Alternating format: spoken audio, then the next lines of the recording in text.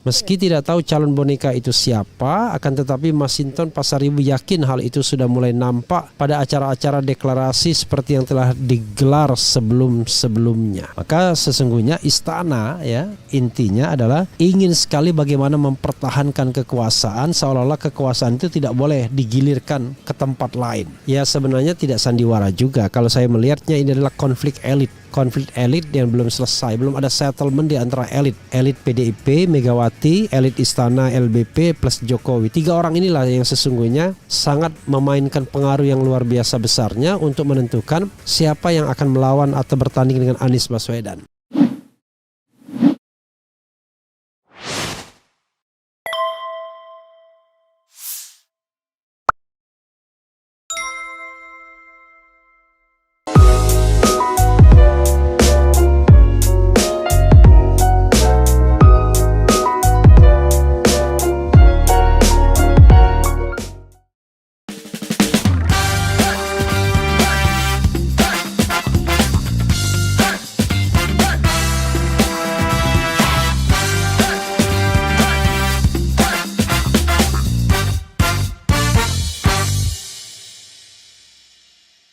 Kaum oligar yang nyaman dengan kekuasaan hari ini, 3 skenario yang mereka ciptakan. Plan skenario A-nya 3 periode, plan B-nya penundaan pemilu, plan C-nya mendukung calon boneka yang bisa mereka setir kalau terjadi pemilu di 2024 nanti.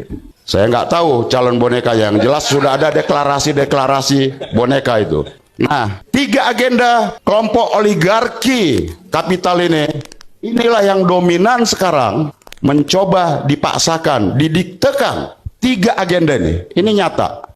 Assalamualaikum warahmatullahi wabarakatuh. Sobat RH sekalian, jumpa lagi kita di channel yang keren ini. Keren, cadas, luar biasa ya. Sobat semuanya, kita bicara mengenai soal skenario ya atau agenda dari para oligarki sebagaimana disampaikan kader PDIP Masinton Pasaribu yang tadi sudah kita dengar videonya ya. Jadi luar biasa, Masinton Pasaribu masih konsisten untuk menggebuk oligarki yang punya 3 skenario atau 3 agenda katanya. Agenda pertama adalah agenda tentang 3 periode. Agenda kedua adalah agenda tentang perpanjangan masa jabatan atau penundaan pemilu, dan agenda ketiga adalah mendukung capres boneka ya. Pertanyaannya adalah siapakah oligarki itu dan siapakah capres boneka itu? Oke ya. Sebenarnya bisa dijawab, tapi jawabnya dengan gosip pastinya ya. Siapakah oligarki itu? Oke. Coba kita lihat ya, Sobat Era sekalian, kita lihat ini ada pemberitaan yang kurang lebih sama ya. Masinton Pasaribu bongkar skenario kaum oligarki yang nyaman kekuasaan. Jakarta, politikus PDI Perjuangan PDIP Masinton Pasaribu membeberkan skenario-skenario yang diciptakan kaum oligarki yang sampai saat ini masih nyaman dengan kekuasaan. Skenario yang dibangun itu mulai penundaan pemilu 2024 hingga perpanjangan masa jabatan Presiden RI. Ada 3 skenario yang mereka ciptakan, yaitu skenario hanya 3 periode, penundaan pemilu, dan mendukung calon boneka yang bisa mereka setir kalau terjadi pemilu di 2024 nanti, kata Masinton dalam video yang beredar di media sosial seperti dikutip Monitor Indonesia. Meski tidak tahu calon boneka itu siapa, akan tetapi Masinton Pasaribu yakin hal itu sudah mulai nampak pada acara-acara deklarasi seperti yang telah digelar sebelum-sebelumnya. Saya nggak tahu calon boneka yang mana, yang jelas sudah ada deklarasi boneka itu.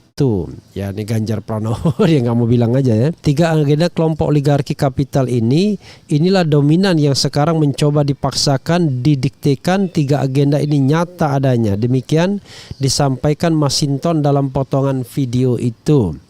Sebelumnya menurut pendiri Relawan Perjuangan Demokrasi (REPDEM) itu, bahwa para oligarki kapital merasa uang bisa menjadi jawaban mewujudkan narasi penundaan pemilu dan perpanjangan masa jabatan presiden. Mereka seolah tidak khawatir 2 narasi politik tidak berjalan meskipun rakyat menolak. Bagi mereka hari ini gampang. Oligarki pemodal itu gampang dihitung semua kok, kata Masinton dalam agenda diskusi bergerak bersama membangun negeri di kawasan Jakarta Selatan Jumat ya. Namun kata pria kelahiran Sumatera Utara itu, PDIP menjadi pihak yang berjuang konstitusi tetap tegak dan tidak diamandemen demi kepentingan penundaan pemilu dan perpanjangan masa jabatan presiden. Ketum PDIP Megawati Soekarno Putri bahkan langsung mengeluarkan amanat kepada kader partai berkelir merah untuk menjaga konstitusi. Mau suka atau tidak suka ya, Bu Mega ini mampu menjaga itu tadi, menjaga konstitusi dan semangat dalam konteks demokrasi, pungkas Masinton Pasaribu. Ya, sobat era sekalian, itu tadi ya dari Masinton Pasaribu ya. Pernyataan ini bernilai karena Masinton Pasaribu yang menyampaikannya, yaitu kader PDIP sendiri ya. Jadi sobat era sekalian, isu yang beredar ya mengenai 3 periode ini bukan perkara yang ecek-ecek.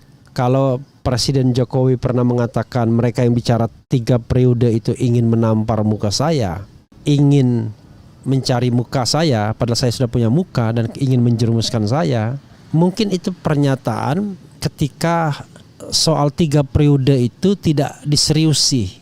Tetapi begitu diseriusi dan merupakan agenda oligarki, terutama oligarki yang mendukung kekuasaan hari ini, maka sepertinya ya isu yang beredar diupayakan cara bisa 3 periode tapi dianggap bagaimana caranya tidak melanggar undang-undang dasar. Padahal kalau dia pengen 3 periode ya pasti melanggar undang-undang dasar. Jadi tidak ada kata tidak melanggar undang-undang dasar.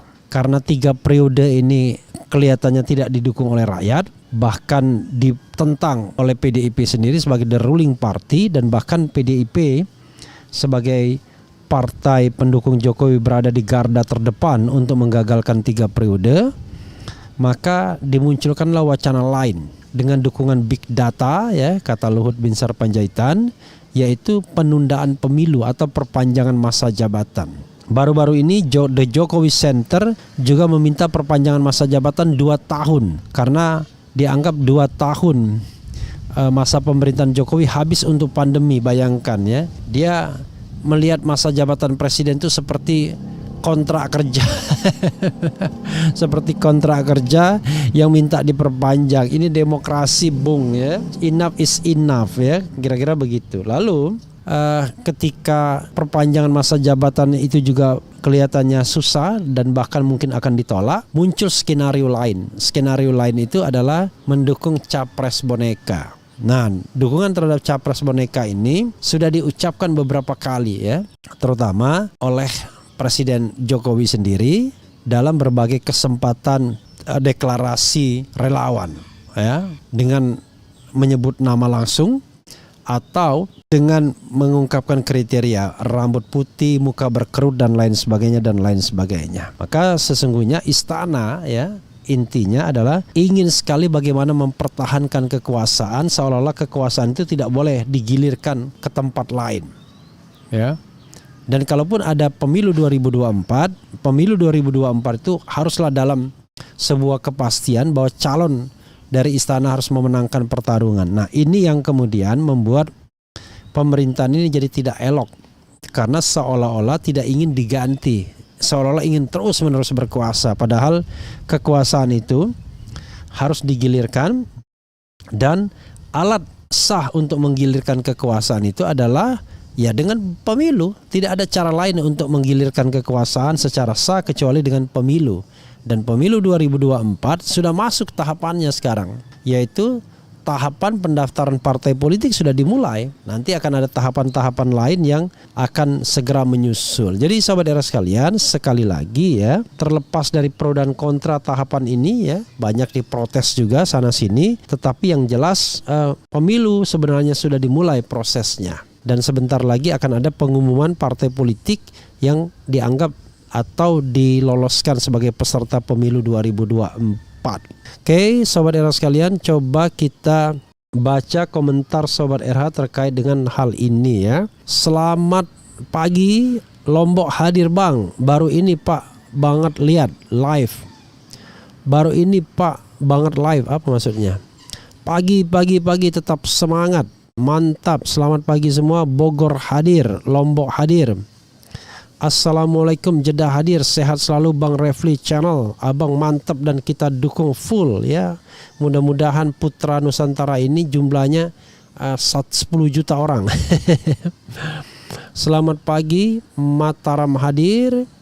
Selamat pagi, semangat ganti presiden 2024. Kemudian rezim Covidior, pelayan oligarki bukan pelayan rakyat.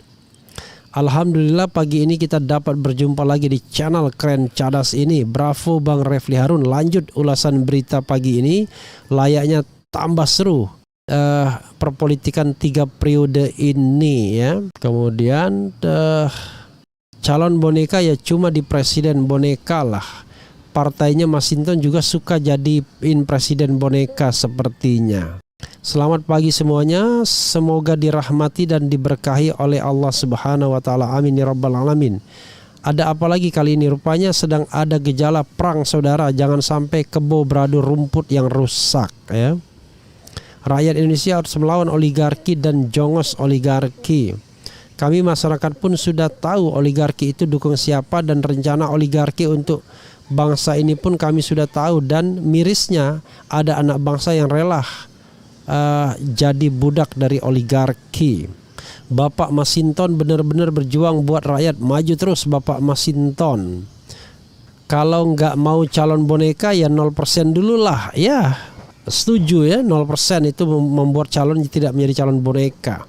Aku nggak percaya kalau pikiran itu dari partai ini. Sandiwara apalagi kalian mainkan.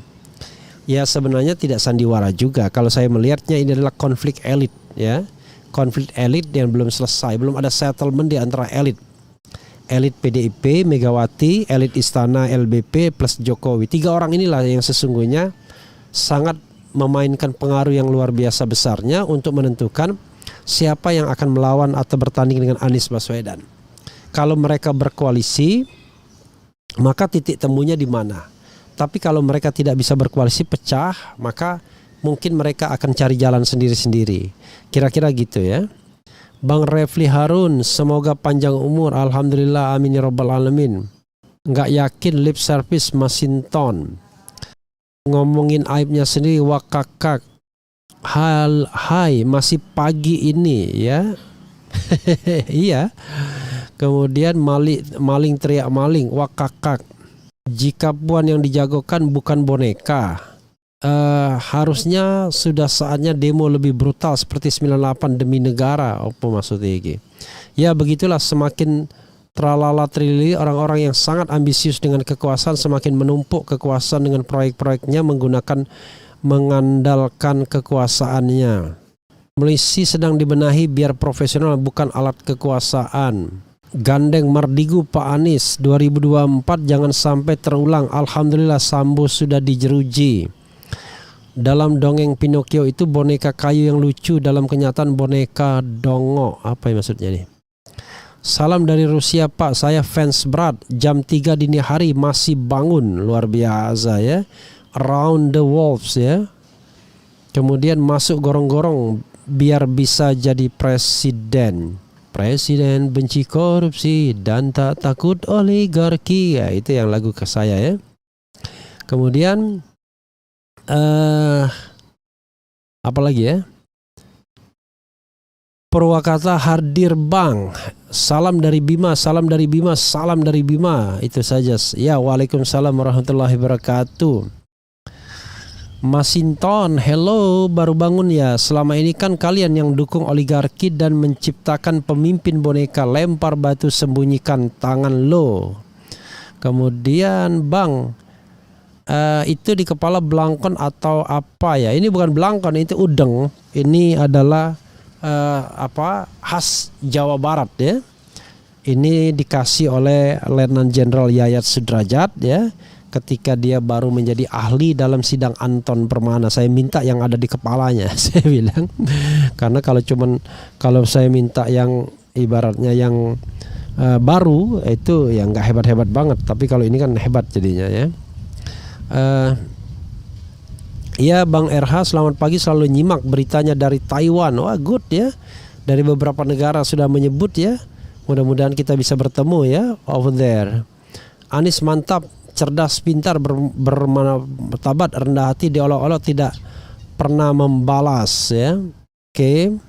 Ya, sahabat era sekalian, itu tadi ya. Kita akan lanjutkan pada isu lainnya. Apa yang disampaikan Masinton ini perlu mendapatkan perhatian ya. Mudah-mudahan istana tidak mendorong calon bonekanya, karena rakyat ingin pemimpin ya, bukan calon boneka.